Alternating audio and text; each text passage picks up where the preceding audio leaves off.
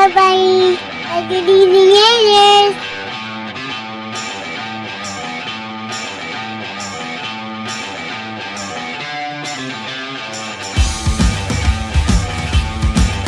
Dear brother, if you don't listen to our show, you might have a bonus hole. 1692. You know, you really should take account that I'm actually a lot more accurate with historical facts than you give me for. I'm not like an idiot. It's a Salem witch trials, first of all. There were settlements here before the country was founded. So, like the Mayflower. Christopher Columbus sailed the ocean blue in 1492. Like Plymouth Rock is like a literal rock that's like the cushion of the couch. No, I'm not doing one of those road trips to go look at a big rock. I'm not gonna go look at it. I'm just saying, like, I just figured Plymouth Rock would be like a peninsula with like a rock on top of it.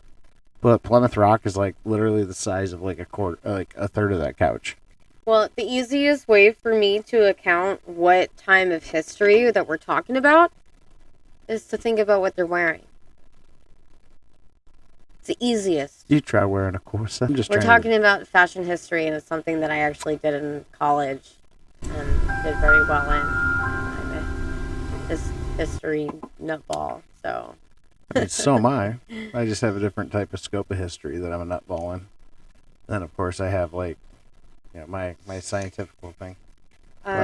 So was some things floating around in your head. What's some historical facts that float around in Cady's head? You brought up the word corset, so we can talk about the historical piece of clothing, which is a corset. Did you know that they made specific corsets for pregnant women? I did not. This is interesting. Okay. Women still wore corsets while they were pregnant. That's kind of fucked up.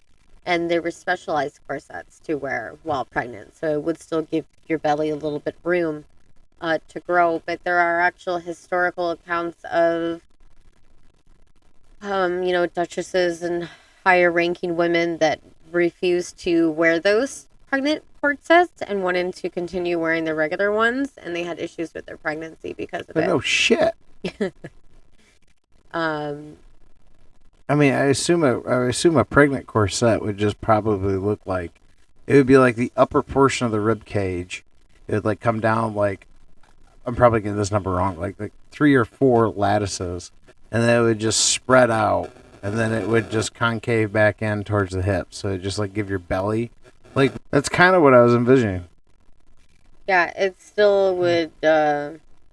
And corsets were made with more things that were, like, this is what it typically would happen to your internal organs after wearing a corset for a long period of time, which means your entire life, basically. So it means all your organs your guts are in your hip. Oh, they're all pushed down. Your guts are in your hips. So that's what it means by so if you can imagine fat bottom girl, we make the world go round. So, I mean, I couldn't imagine wearing an actual whalebone corset. Oh, they made them out of whalebones? Yeah. Dude, I thought this shit was just fabric. No, it's I thought it was like steel. I thought it was like, yeah, that's kind of what I thought it was. I thought it was whalebone like because steel. It's flexible or strong is like actually something that was used very. Was that out of the dick? What? Was that like the whale's penis? It's flexible. Like I figure. Whale bones, like from the whale's skeletal. Did they use like a hand planer or something like that, where they like shave off a part of it? Because clearly you're not going to take a whale rib and like wear it. Because obviously a whale rib is going to be like 12 feet. So they must have took like a handsaw or something. Or they took like a hand planer and they just like right off the fucking bone. And then they just took that because there's like a rigid / flexible structure.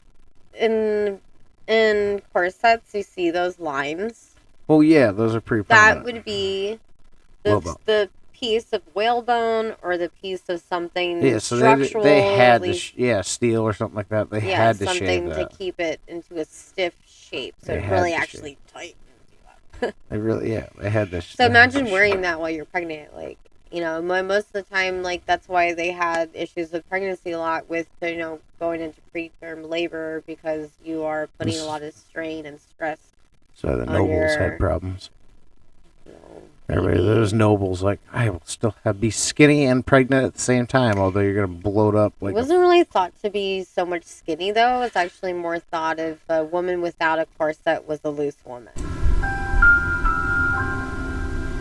Because when we talk about history, how did people defer you from them and your status hierarchy in society? It was what you wore. I figured if it was whether you bathed or not, to be honest with you. Actually, no.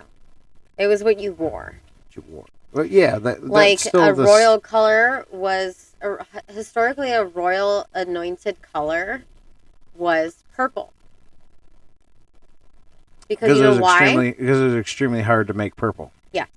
Because it wasn't like it was a very certain flower. Expensive and costly. Yeah, it was a certain flower. It took a very long time. No, it wasn't a flower. Do you know what it was? Hold Guess on. again. One more guess. It wasn't a flower. No. It was cabbage. No. No, cabbages. Doesn't make things purple. Done. If I boil a cabbage, I can make purple. Granted, cabbage now, cabbage then probably is different. How do you make purple back in the olden days? What period are we talking about?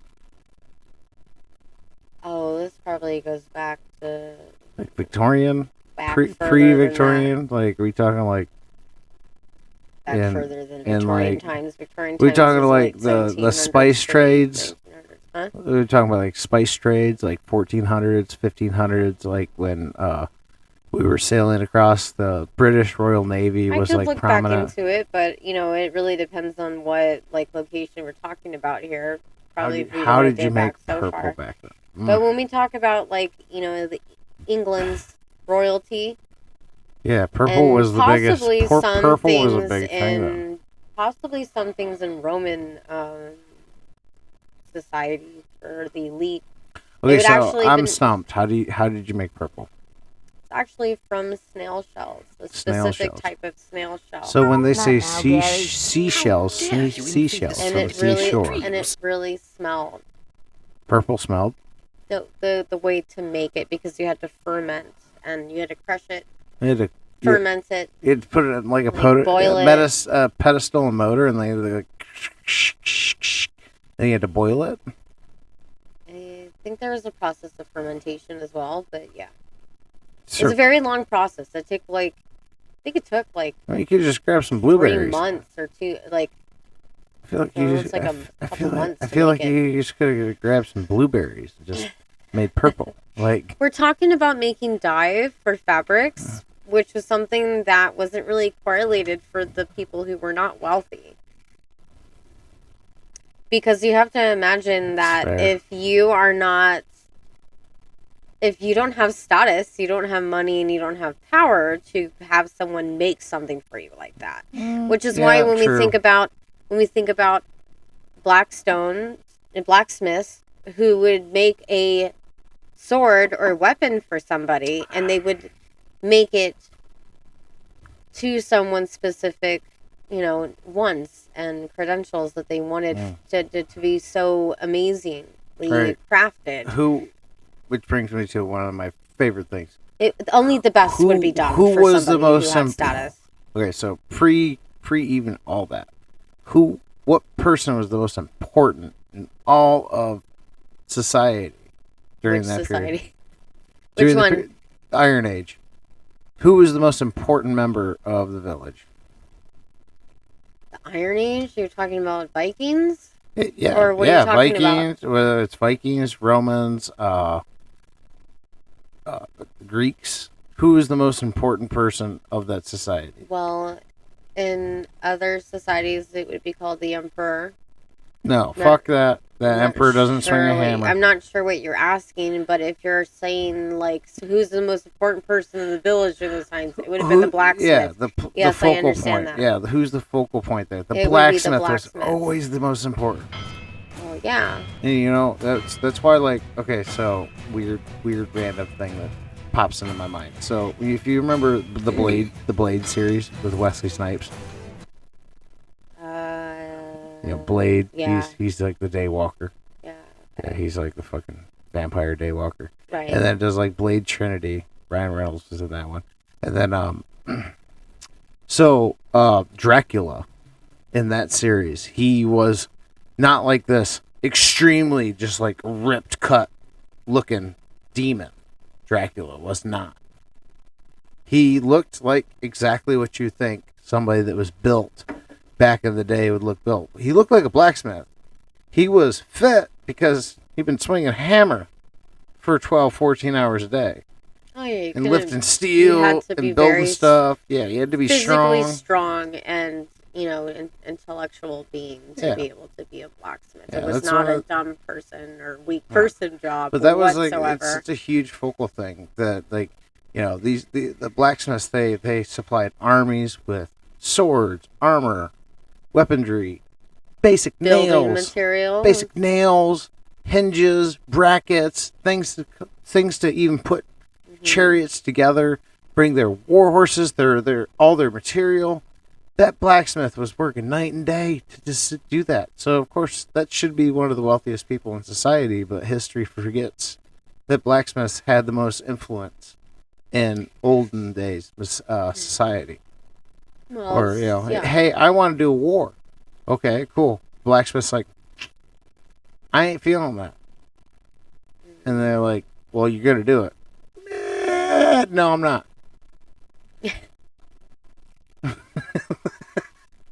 Right.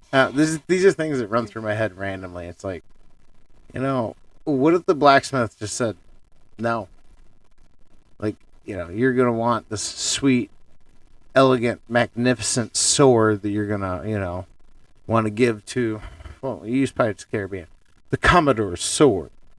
Here you go. Right, but that was somebody of status who had the money and power to bestow a service on somebody else. But the blacksmith. So when somebody who didn't have that, let's go back to what I was trying to explain to show with who people were with their clothing is how we used to show status, is that if you're just a common folk, you would just have it the way it was made. Like, it's a natural fibers. Like, usually it would be more of, like, your natural linen browns and linens, just shaved it off a sheep. To have something that had color in it was, like, something really Isn't special. It weird that, like, working a loom, right? That's the right word. More information. It's a loom. Huh? A loom. A loom. Yeah. Okay. How fucking early was the loom invented into? 4,400 BC before Christ. What? The loom? Yeah. Yeah, people have been making clothing for a long time. Right, long time. There's a lot of history in that. Dude, imagine just being like that person. Just like fucking sitting there and weaving cloths back and forth, weaving fibers back and forth. Like, how long that would take? Yeah, very long. By hand. Yeah. Yep. What? Probably take a good week to make something out of. This generation has no idea what hard work is. That was hard work. That was like, but if you date this shit back, like, okay, so if you go Columbus times and you go when we first encountered Native Americans, and one of the most prominent people in the village was the Native American female elder that sat there and took dried leather, and then this is why they had no like teeth back then. They just took it and they would gnaw on it until it was like fucking malleable, and then they would weave shit out of it. Like, holy shit. Well, ain't nobody know about those hard times. Everybody's like somehow. Yeah. The only thing that's different, like the thing is, like I was saying, was the people who had higher status, people of wealthy duchesses, queens, kings. Could you imagine the smell back then? Let me finish. The things about that is it would just be this more elaborate, extraordinary experience where you would be able to sit in waiting and enjoy champagne and maybe little hors d'oeuvres and things, and they would bring you the fabrics that were new for that year. They would show you the shoes that the shoe craftsman created that year. Yeah. And you got the best of everything. Yeah. That shopping experience that Marie Antoinette must have been literally epic. Really? Oh, yeah. She shopped at France into death. You talking about Marie Antoinette? Oh, yeah. It was so elaborate. I mean, she had one of the most elaborate necklaces ever made. The necklace, one of the diamond necklaces she had made was worth well over $12 million in that day. So yeah, how much is it in today's money? Because it made everybody in society upset at that point because they were literally starving. The people of France were starving. And then she had this piece of necklace made because of how much it costs to curate. Bitch was like, I ain't paying for this till it's done. This necklace. In 1772, France decided to make Madame du Barry, one of his mistresses, a special gift. The estimated cost of 2 million livres, which is an estimated $15.1 million in 2021. $15.1 million. Beyonce's ring costs more than that. No, Kim Kardashian's ring costs more than that. Look at that dripping in diamonds. I mean, that's sweet, especially for gigantic diamonds, though. These are not teeny tiny diamonds. These are, oh my god, I mean, these are probably even just the middle stone right there been a 7-8 carat. It's actually more, no, I think the clarity of those diamonds and the way that those diamonds were found and curated have so much more. Oh yeah, for the day and age, They're just saying the cost from what they paid for back in the day in livres in France. So when we think about it, because that piece would typically go to auction, that wouldn't be something that would just be it's just this amount of money because that's how much they paid. No, that probably is worth $60 to $80 million worth of jewelry right there. There's no way that anybody would ever sell that to anybody. Dude, I don't even think a billionaire could buy that. It is an extraordinarily very important piece of jewelry in history. I enjoy that you're passionate about this. Okay. Yeah. But yeah, there's yeah, I definitely enjoyed having my little journey in fashion design and. Oh, I love that you love fashion design. It's one of my. I moved here and there's no industry for that, so that's just kind of a dead dream. You don't have to worry about that.